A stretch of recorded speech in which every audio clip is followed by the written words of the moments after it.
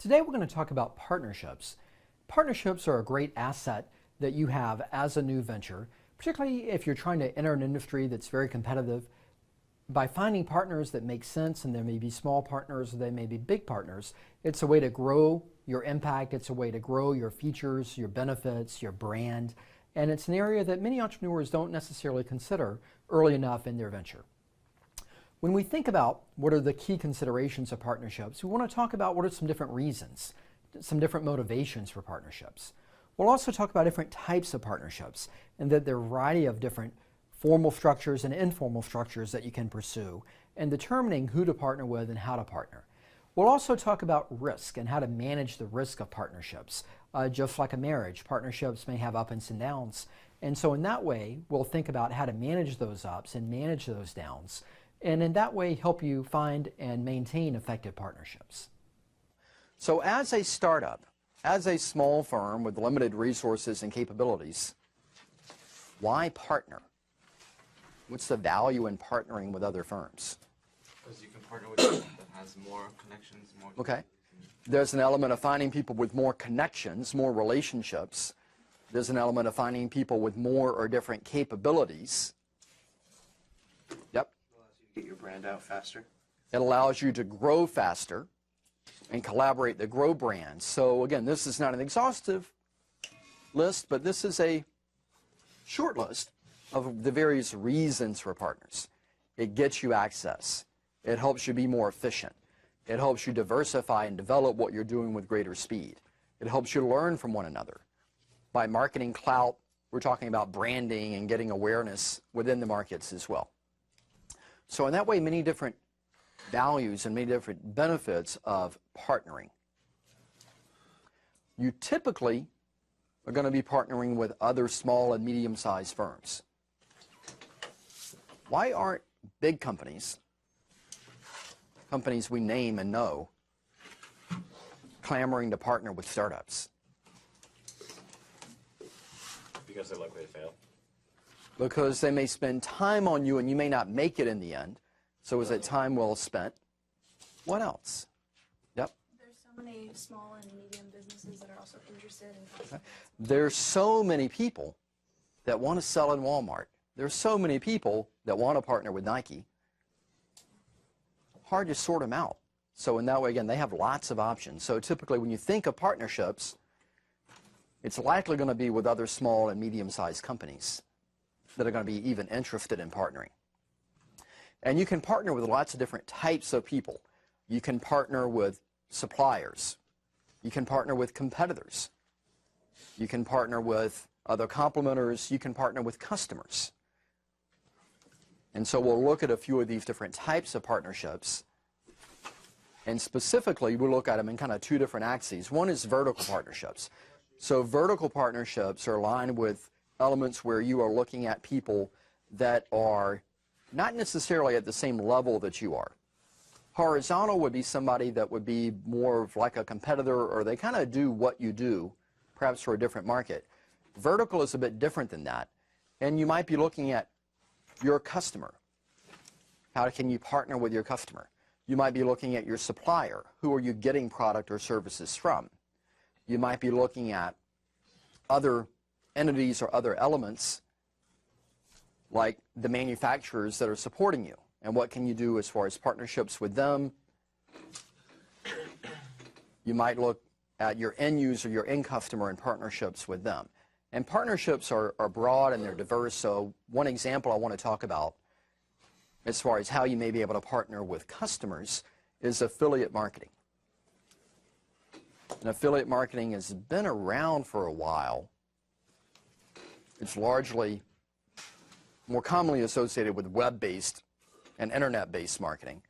But the path here is that if you have a company, if you are retailing a product, you may allow individuals, not companies, but people that might be your customers, or other individuals to partner with you. And what they do is they sign up to be an affiliate. So they tell you a little bit about themselves, their name, the website they operate, the category, the industry that they work within that website. You may accept them as an affiliate, and you may provide them with a special link, a special code. What they can do then is they can put that code, that link, on their website. They can talk about your product. They can talk about what it is that you do. So at that point, you accept them as an affiliate. You give them a special link or code to put on their site. And then as other people visit your affiliate's website, they may click on that link. Perhaps you like golf. Perhaps you have a blog where you talk about golf courses in the Washington-Baltimore region. You may think that there are people on your blog that might want to buy golf balls, buy golf apparel, buy golf clubs, so you may link to a golf retailer website. The visitor that comes to your site may then click on that link and end up on that golf retailer website. If they buy something from that golf retailer using the link that was provided to them, what happens is that the merchant can tie the shopper to you. And if they can make that connection, and if they can see that it was you that generated that sale, they pay you money. And it might be 4%, might be 10%, might be 25% of what that sale is. Why do they pay you money for putting a link to their website on your page? It's helping them get money. They call it marketing.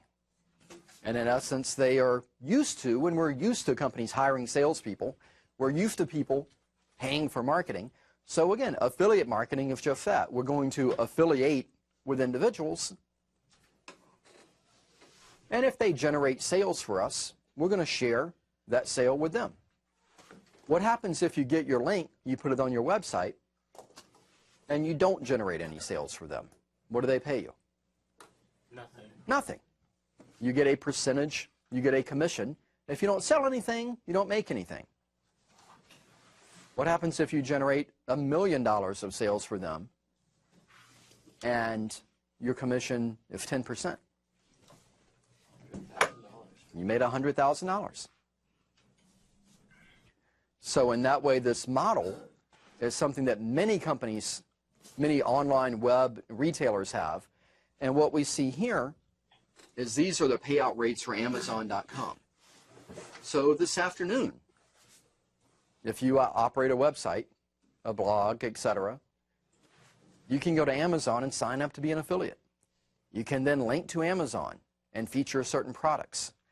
And if people transact through that, you'll make anywhere from 4 to 25% on each and every sale that you generate for Amazon. Why does it vary? Why is it 4% for electronics and 25% for magazines? Some are easier to market. Okay, some are easier to market. Why do they pay out such a different rate? Yep. They have different profit margins. The profit margins are widely varied. So profit margins on tangible products, on electronic products and manufactured goods, are a little low to begin with, so they can only share a smaller percentage with you. But for a downloaded game, an instant video, what's the manufacturing cost of that for each incremental one that's downloaded? 0, in essence. It costs a little bit of money to push that data over the broadband, over the internet, but it's pennies. And with magazines, again, the price points versus what the costs are fairly high. So in that way, again, we see that they are essentially giving an opportunity to their consumers to market their products. They are making their customers, at their choice, into their sales force. Yep. Is this only if you put on your website, or can you put it on your app too, and you'll get the same? Any link. Any link. So any link that you generate to them, be it mobile, be it web. So why hasn't everybody quit their job and just put up some websites and link? And why isn't the average income in America $1 million? Because not many people, not many people, unless you have a huge website, not many people are going to see it. And even if Because there's I need a site, so I need my site to be created, and then I'm going to put my the links on the site. even if like 100 people clicked on it, you have no guarantee that anyone. So once I get the site, then I need my traffic. So I need all these people that come to my site. Some ugly people here. So generating traffic to a site is not an easy thing. Lots of sites out there, lots of competition, so you need to generate a lot of traffic. And so you start with a pipeline of trying to get a lot of people to your site. A smaller number of them are going to click on the link to go to the retailer. A smaller number of them are going to actually buy something if we go to that retailer. And think about how many websites do you go to, look at products, and then actually buy something. And it's single-digit percentages. And then if they buy, how much do we get? You get a few percent of that. So it's not that they bought a $20 shirt and you get $20. A $20 shirt generates how much? A $20 shirt would generate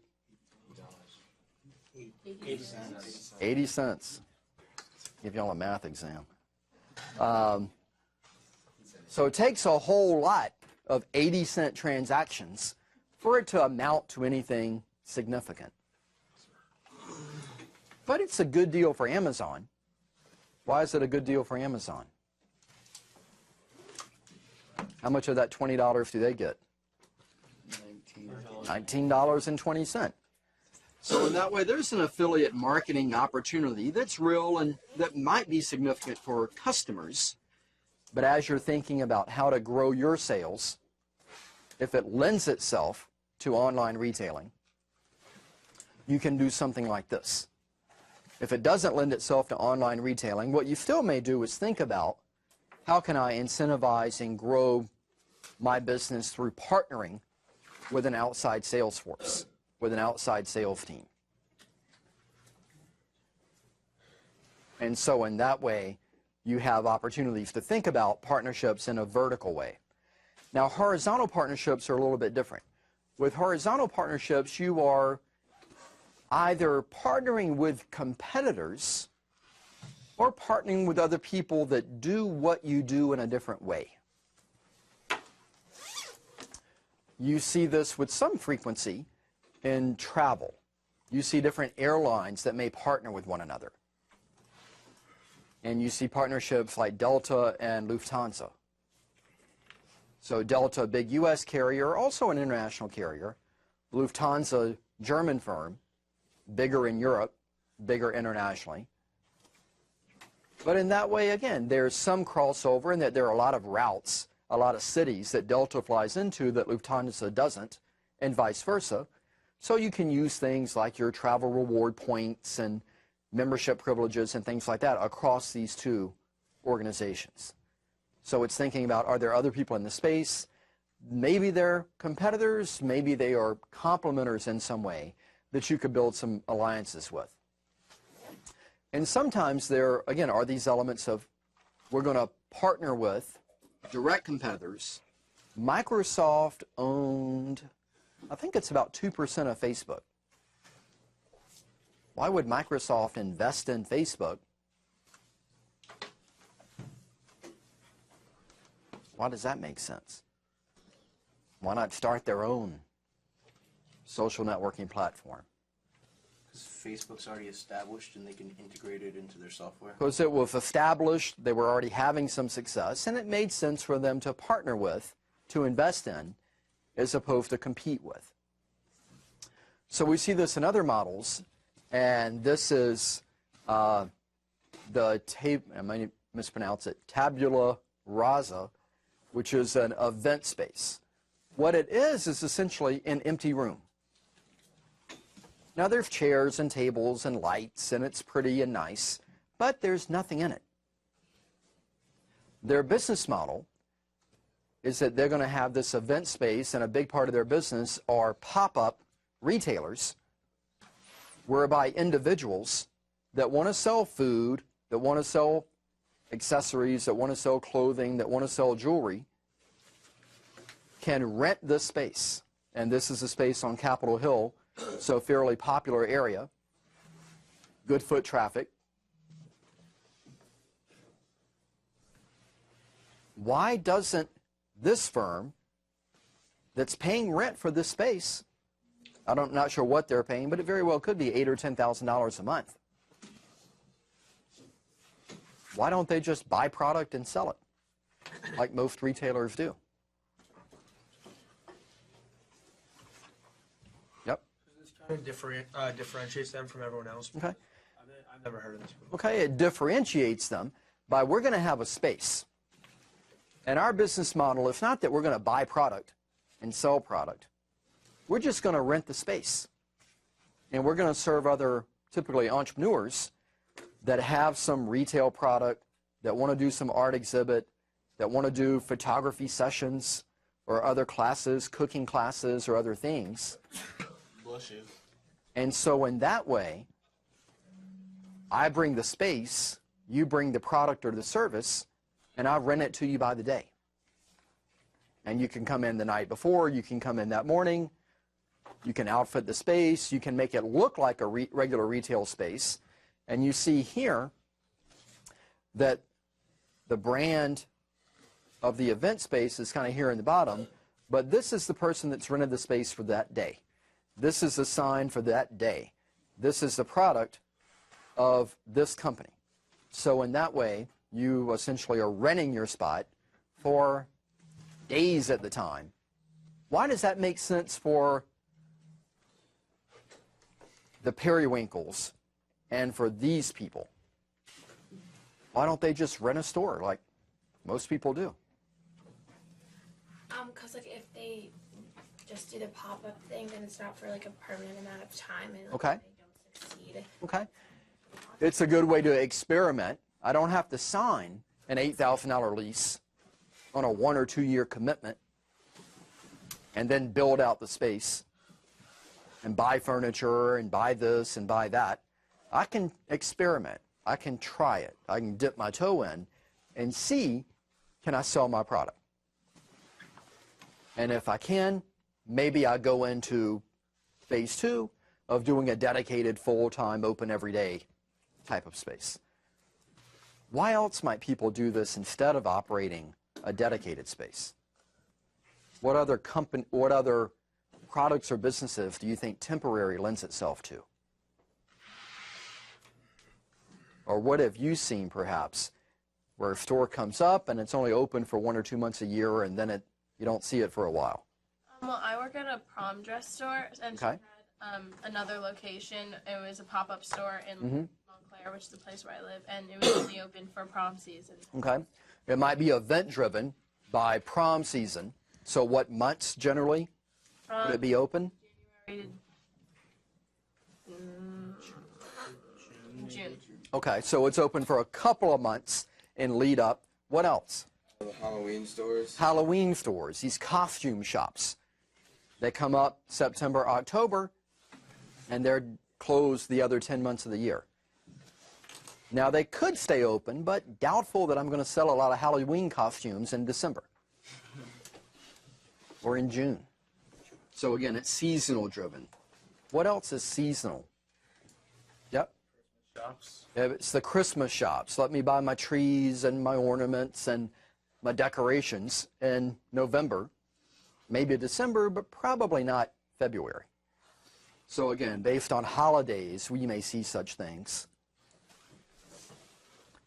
But the orientation of it is that, again, interesting partnership for these people to have the foresight to recognize that there are a lot of entrepreneurs out there that are looking for space. that are looking for places that have good foot traffic, that are looking for something that's reasonable. And so in that way, too, when you think about the economics of it, and again, I'm not sure exactly what the number is, but if they are charging essentially $8,000 per, if their rent is $8,000 per month, what do they need to charge as far as a break-even per day for that to be, for them to cover their, at least their rent prices?